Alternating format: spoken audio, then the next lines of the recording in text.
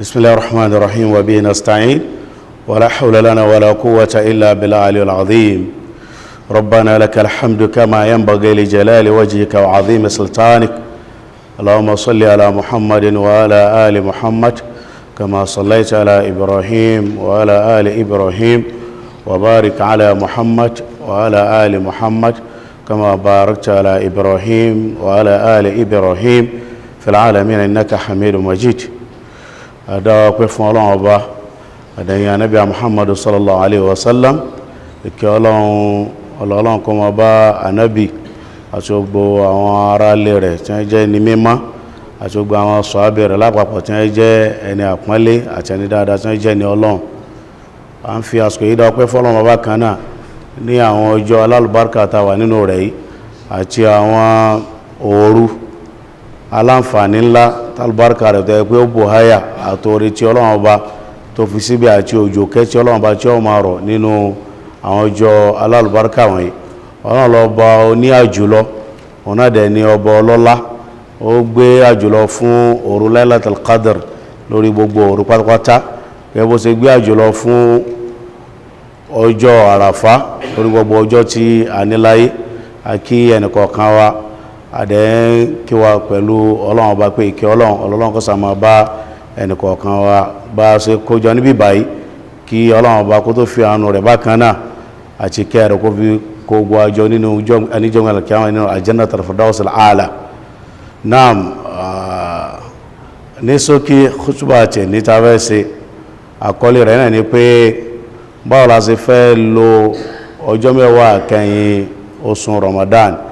àbí òru mẹ́wàá kẹ́yìn oṣù Ramadan tàbádẹ̀wò kò pín mẹ́wàá mọ́ kọ̀rẹ̀ jẹ́ mẹ́sàn gan tó wá ti ló bá bí òru mẹ́ta níbẹ̀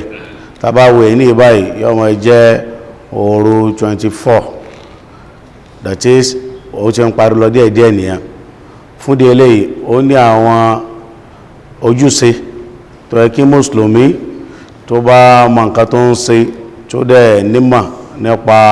ẹ̀sìn rẹ̀ dáadáa àti súnà Nábì Muhammadu sallallahu alaihi wasallam ọláwọn ojúṣe oríṣiríṣi tó yẹ ká ṣe àwọn kan wà tó yẹ pé àti ń ṣe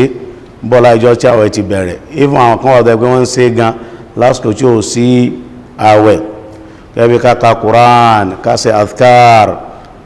ká yan náfìlà lóru ká ṣe sàárà ká fàyàn ló ń jẹjẹ ká yọ zaka ká ṣàánú ká sọ títọ́ ká má pọ̀rọ̀ gbogbo náà la ní gbìyànjú ní pé léyàn bá ti lágbára ma àti lẹ́bù tí ẹnìkọ̀ọ̀kan wá tí a wà àwọn tó bá di àsìkò Ramadan tó bá di ọjọ́ òru mẹ́wàá kẹyìn Ramadan Ànábì sallallahu alaihi wasallam gan fún ààrẹ o ma ń jẹ́ nìkan tó yẹ pé yóò tún di okùn ṣòkòtò rẹ̀ tí ó lè dáadáa yóò wá fi gbogbo ọjọ́ alẹ́ rẹ̀ yóò fi gbogbo òru rẹ̀ yóò fi ṣe àìsùn kò ní sùn yóò dẹ̀ jẹ́ nìkan tó yẹ pé kò ní jẹ́ kíkẹ́yìn ọmọ lórí òun nìkan yóò jẹ́ àwọn fámílì ẹ̀ náà àwọn ìyàwó ẹ̀ àwọn ọmọ ẹ̀pẹ́ káàrùn òdìdè kí wọ́n yẹn náfìlà papọ̀ mọ́ òun látara pé kíni látara pé wọ́n wá òru Lailatul Qadr òun tó dẹ̀ bọ̀ ayájú tó tóbi jù tá a lè wá nínú òru mẹ́wàá kẹyìn Ramadan náà nìyà pé báwo la ṣe fẹ́ ṣe kò ń gẹ òru Lailatul Qadr tó pé òru Lailatul Qadr yẹn máa ń wá ní Ọlọ́run bá dẹ̀ fi pamọ́ púpọ̀ kò fi hàn ó fi ọjọ́ àràfá hàn ń kọ́ àlùkò àmọ́ ọjọ́ àràfá àmọ́ òru Lailatul Qadr Ọlọ́run bá pamọ́ ó fẹ́ ká ṣe gbìyànjú rẹ̀ pé gbogbo òru ìparí mẹ́wàá Ramadan àbí ṣe ìbádà ni àbí ṣàìsùn ni Qur'an la máa fi kà àti sàárà àti máa dákọ̀ Ọlọ́run bá àti ṣe i'tikaf Ànábì sallallahu alaihi wasallam ó jẹ́ nìkan tó máa ń ṣe i'tikaf ní mẹ́wàá kẹyìn oṣù Ramadan even before kó tó di pọ́ jáde láì gan ó ṣe ogúnjọ́ láti ìgbà táwọn èdè mẹ́wàá ó ṣe ìtìkáàfù àwọn afá sọ pé nítorí pé ó mí sí ọdún kan dáìsí sọ́nà tó fi dá padà kó tó di pé ó jáde láì sallallahu alaihi wasallam sódà àti gbogbo àwọn tí wọ́n ń ṣe ìtìkáàfù ní mọ́sálásí ni àbí ẹni mọ́sálásí lábújá ẹ̀ àbí ní gbogbo ayé pátápátá àkí wọn kó oríire nítorí pé nǹkan tí yẹn lè fi wá òru Lailatul Qadr kò sí nǹkan tí yẹn lè fi wá tó tó kí wọ́n ṣe ìtìkáàfù tó pé wọ́n wà mọ́sálásí tẹ́yìn bá rẹ̀ di fílé yẹn lẹ́tẹ́yìn bá ti wà nú mọ́sálásí ó ti di àlejò Ọlọ́run bá nìyà ọ̀ọ̀dẹ̀ lọ bá Ọlọ́run bá lálejò kọ́ mọ́ sí yẹn lálejò kọ́ mọ́ pọ́n yẹn lé kọ́dẹ̀ mọ́ yẹ̀yàn sí kọ́dẹ̀ mọ́ sí nǹkan tẹ́yìn fẹ́ fún yàn ìdí nìyà Ànábì sallallahu alaihi wasallam gan máa ń ṣe ìtìkáf kéde ẹ̀sẹ̀ súnà Ànábì nìkan ní ifá Ànábì Ibrahim ẹ̀rí pọ́lọ́n bá pa Ànábì Ibrahim àtọmọ rẹ̀ Ismail láṣẹ nínú Kùránì pé an tahira baytiya lit-ta'ifina wal-'akifina wa ruk'i sujud igbe ẹ tọ́jú ilé mi ẹ kílínì ilé mi ẹ ṣe mọ́tótó sí mọ́sálásí ilé mi Ọlọ́run fún ogun àtọ́ afẹ́ máa ṣe tawaf àti ogun àtọ́ afẹ́ máa ṣe itikaf kìí sáyà kan kìí ṣe méjì Ọlọ́run ọba ìfàsát lórí ọ̀rọ̀ ní itikaf dé òun náà dẹ̀ ní pé kéèyàn ó jùpájù sẹ́lẹ̀ fọ́lọ́n kó fi ogun nǹkan tó ń sílẹ̀ kó á jókòó sínú mọ́sálásí òru Laylatul Qadr táwọn ń wáyé tí ó gbá ń wáyé àtàwọn tí ó máa wá náà tí wọ́n sì ń wá àtàwọn tí ó tiẹ̀ mọ̀ bó ṣe rí náà ń ká gbósá wà ìgbà à ń ṣe ìgbìyànjú pé káwọn kọ́nà sábẹ́ àṣẹ kò ń gẹ́ lóru Laylatul Qadr yẹn Ọlọ́run bá sọ nínú Qur'an níbi Suratul Qadr Ọlọ́run bá ní òru Laylatul Qadr yẹn ó ju ẹgbẹ̀rún oṣù lọ bóyá pé ìjọ yẹn gan la sọ di Al-Qur'an kalẹ̀ ó fi hàn pé kìí ṣe kékeré kọ́lọ́wọ́ fi lè Ọlọ́run gan máa rí lóhun sọ Qur'an kalẹ̀ ní òru Laylatul Qadr ọwọ́ ní òru Laylatul Qadr yẹn òru ọjọ́ kan lásán hawas Ọlọ́run bá ní ó ju ẹgbẹ̀rún oṣù lọ ẹgbẹ̀rún oṣù ìdábàdẹ̀ sí ọmọ ṣe déédéé 100 ọdún àtọdún mẹ́ta, that is 83 years. ìbára tí a bá ṣe níbẹ̀ ọ̀yẹ̀rẹ́ fúlàní ọkà Kùránì ni ó ṣe sàárà ni ládá tí a gbà ní ọ̀dọ̀ Ọlọ́run bá lélẹ̀ náà lọ́fà kìí ṣe kẹ́dẹ̀ ma fi ń ṣeré náà láwọn sọ pé ká wá òru yìí ní àwọn òru pé mọ́kànlélógún àbí òru mẹ́tàlélógún àbí mẹ́ẹ̀ẹ́dọ́gbọ̀n àbí mẹ́tàdínlọ́gbọ̀n àbí mọ́kàndínlọ́gbọ̀n, that is 21, 23, 25 and then 27 and 29. ọ̀rẹ́ tún ní ká wá bá kan náà àdísì pé ká wá níjọ́ tí Ramadan bá parí bó lè fọ́ọ̀lù síjọ́ tí Ramadan bá parí náà lọ́fà eléyìí kí bá máa dá ọgbọ́n fún Ọlọ́run àbáfẹ́ máa fọgbọ́n fẹ́ máa try Ọlọ́run pé èmi ọkàn máa wo àwọn ọjọ́ yẹn lásán pé 21st 23rd tọ́lọ́run bá fẹ́ mú ọjọ́ Laylatul Qadr gan olè sùn gbàgbé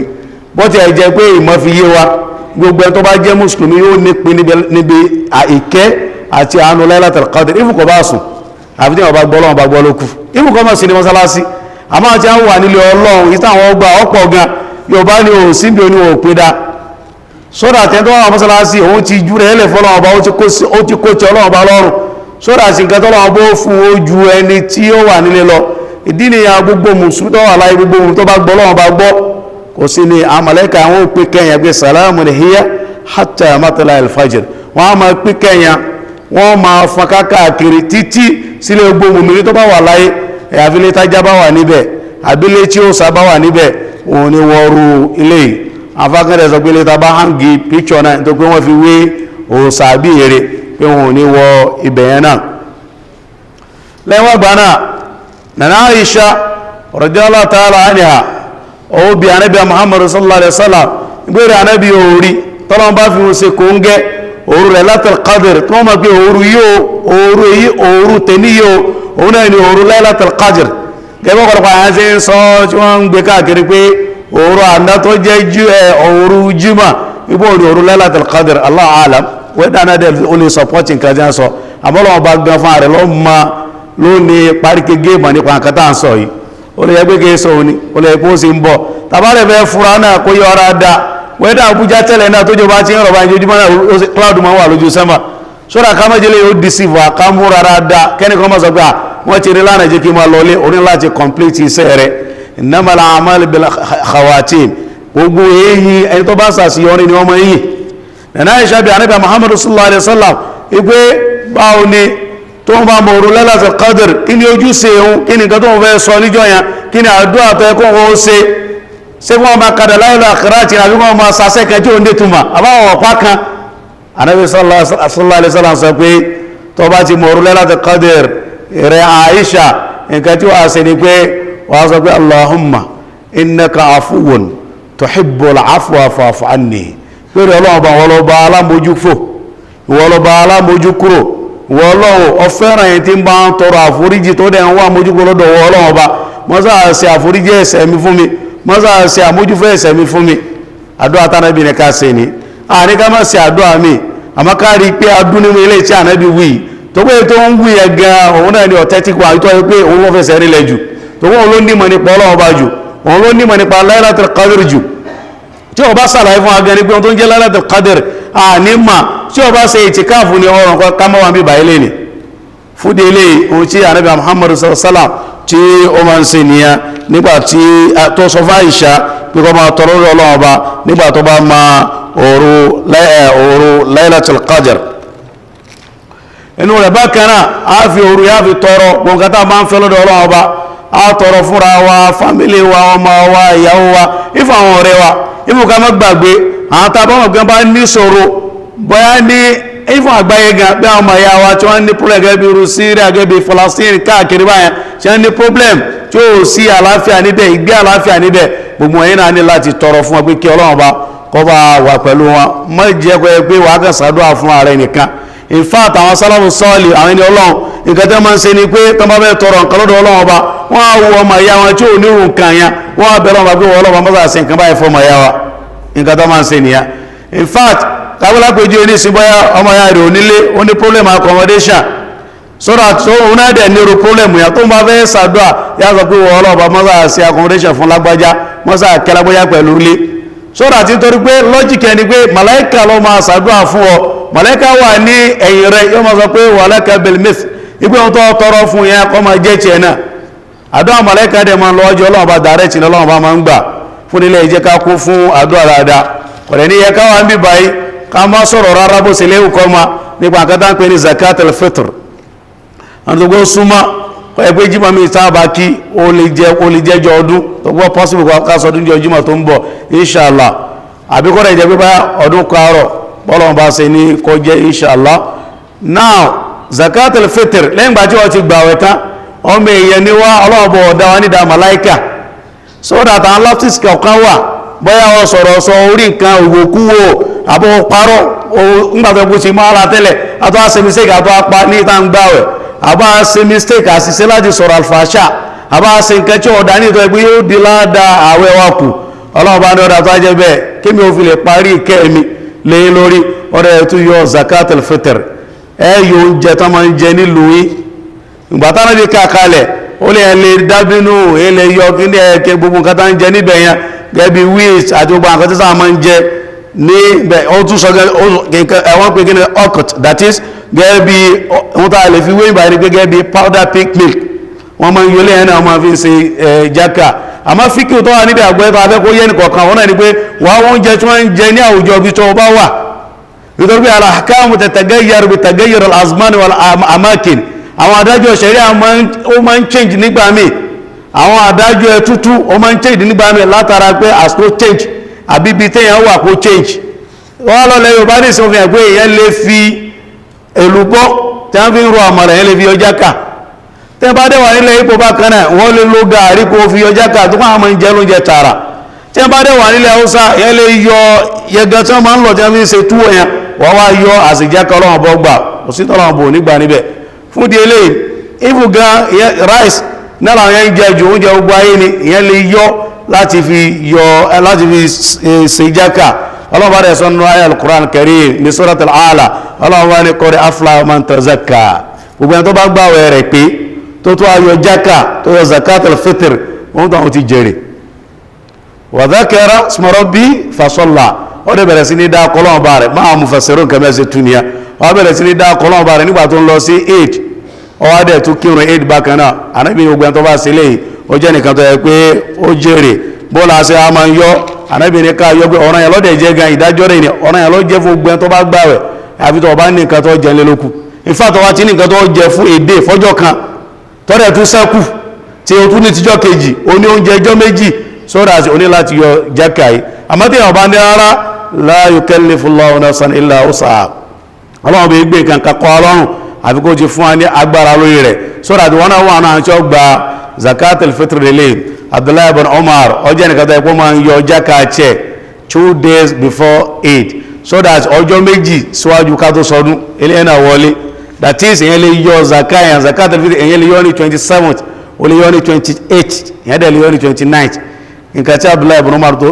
nǹkan tó máa ń ṣe ni a àwọn afọ́ àkádẹ̀ lọ síbi pé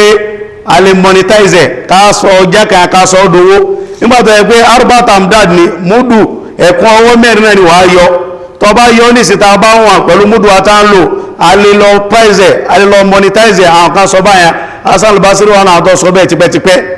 Ata ọwọ́ náà tó sọ bẹ́ẹ̀ tipẹ́tipẹ́ Sufyanu Thawri ọwọ́ náà tó sọ bẹ́ẹ̀ tipẹ́tipẹ́ gẹ́gẹ́ náà ni Abu Hanifa òun náà sọ báyẹn bóyá pa àwọn afá kan takò àwọn kan wọ́n ní rárá èèyàn lè monetize èèyàn lè zọ zakat al-fitr ò lè yọ lówó àwọn kan lè yọ àwọn kan sàlàyé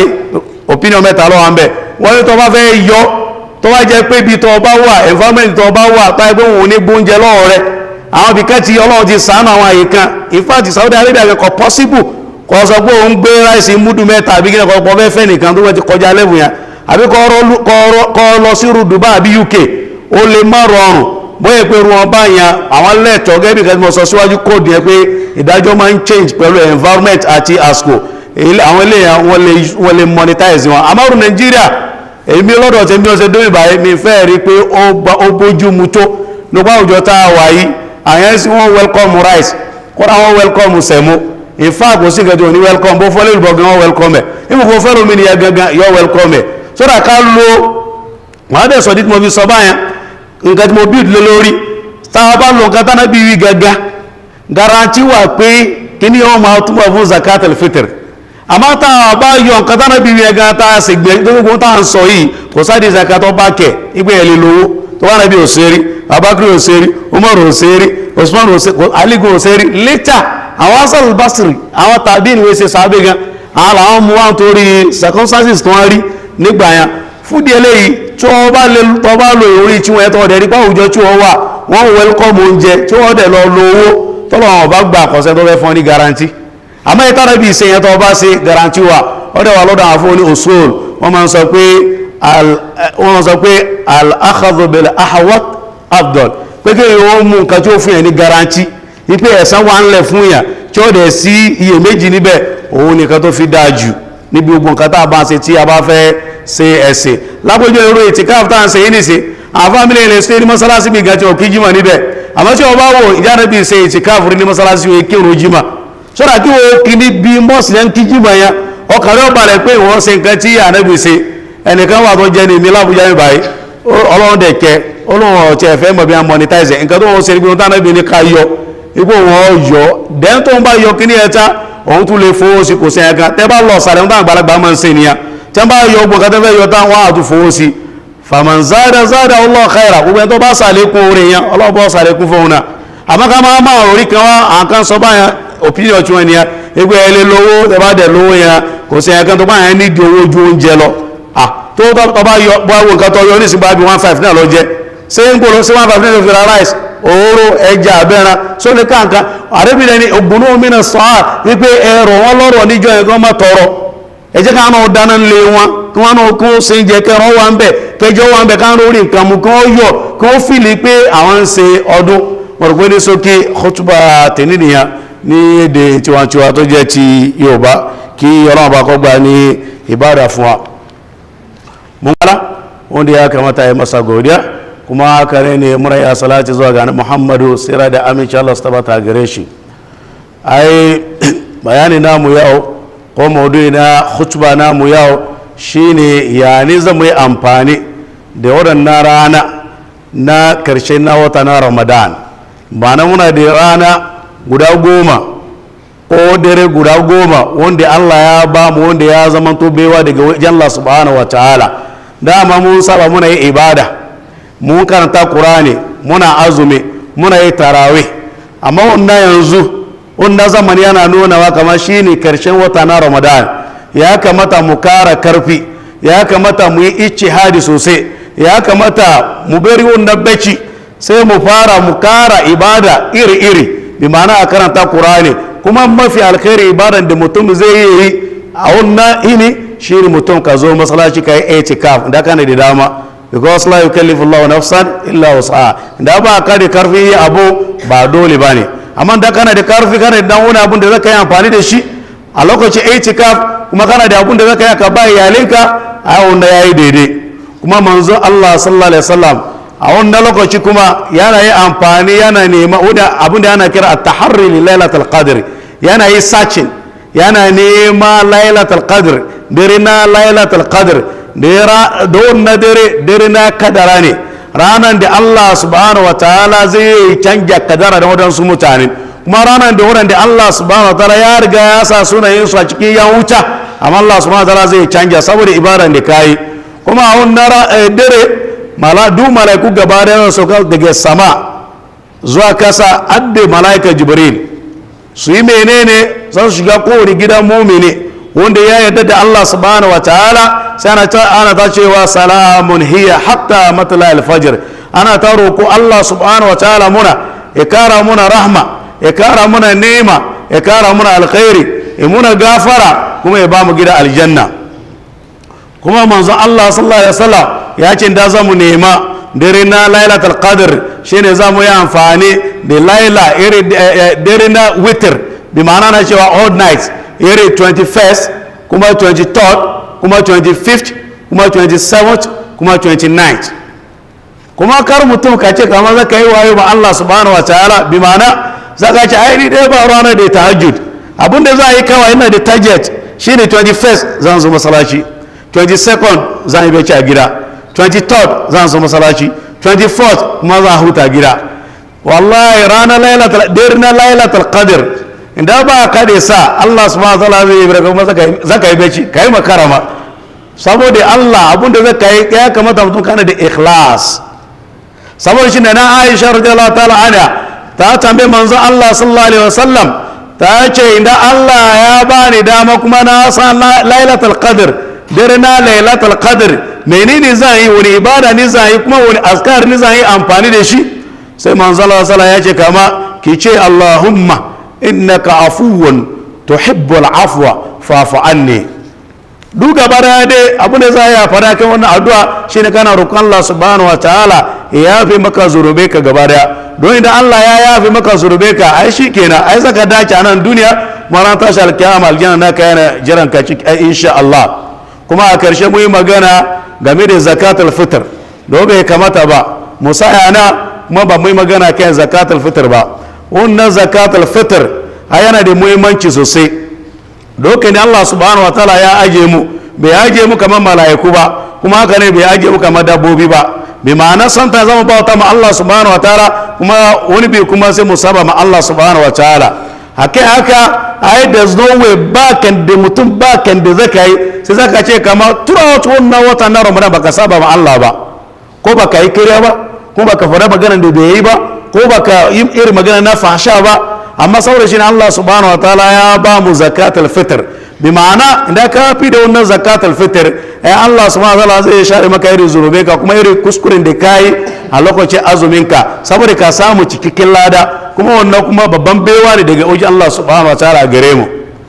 kuma lokacin da ana cire wannan zakatul fitr ko hukunci na zakatul fitr ya zama to dole ma duk wanda yana da karfi, bi ma'ana wannan karfi da kana da wani abu gidanka da zaka ci na 2 days na kwana biyu shikenan kai ma dole ne akan ka kafi da zakatul fitr. amma da ba ka da shi ta wannan la yukallifu Allahu nafsan illa wusa, ai babu problem, kai ma ka zama to guda daya a cikin wanda za su karba zakatul fitr kenan. kuma an fi so mutum ka ba da zakatul fitr rana sallah, kuma an samu riwaya daga Abdullahi ibn Umar yana fi da zakatul fitr bi ma'ana 2 days kwana biyu kafin ya yi sallah. kuma wanda kuma sunna ne, don shi ya sunna manzo kuma babban malami ne, abin da ya kamata a yi koyi da shi, kuma mu yi amfani da irin iliminsa radiyallahu ta'ala anhu. kuma a karshe waɗansu malamai za mu ta saurare su suna magana bayan sun ya fara matuntuni, kama zaka yi a kame da zakatul fitr da ka, bi ma'ana kame da shi kudi. da ka cire mudu ana cewa 4 amdad, ka cire guda 4, kuma da ka an yawa kama kana da large family, kuma ka cire kamar rubutu sun kama guda daya, sai ce zaka yi kai monetizing, bi ma'ana zaka je kuma kai ta nawa ne buhu sun kafa buhu daya, to da wannan kudin da aka baka lissafin da aka yi ko calculation da aka yi maza ka fi da shi, kuma wannan zai zama zo zakatul fitr. da waɗansu malami suna amfani da shi, iri Hassan al-Basri, iri Ata, iri Sufyan al-Thawri, kuma babban malami Abu Hanifa rahimahullah ta'ala. amma abun da ya fi dacewa kamar nasiha kuma shawara da zama mu ba mutane ana shine ka yi amfani da manzon Allah sallallahu alaihi wasallam ya ce ka yi amfani da yafi.